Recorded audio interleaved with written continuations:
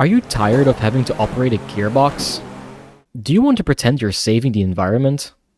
Do you like to embarrass your opponents? Then fear not, the Yokoda Priest is for you. First, let's learn some background history of the car.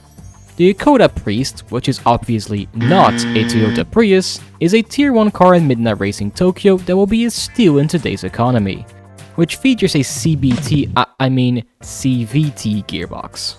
Think of it as the kind of gearbox the Koenigsegg Regera uses, except with the only difference that this car is a shitbox with no power. To make sure it can at least get out of a standstill, you at least have a few electrical horses alongside the combustion engine, which means that, once you add a turbocharger to the car, you get one of the most messed up power graphs the world has ever seen. Now let's go over some gameplay tactics of the car. In order to make any Skyline and Evo driver shit their pants, you must first give it as much power as possible, obviously, where it reaches a respectable peak power output of 323 brake horsepower. But tuning the gearbox on this thing is a bit of a nightmare, as you have to decide between having no top speed or no acceleration. To demonstrate how ridiculous this difference is, I did a quarter-mile drag race where one is set to 150 km per hour and the other to 200 km per hour. And the one with a lower top speed clears it a full second faster. It also needs a tight turning radius, and sliding with this car is a complete no-go. This thing is all about preserving as much momentum as possible, which also makes it a surprisingly excellent car to practice your racing lines with.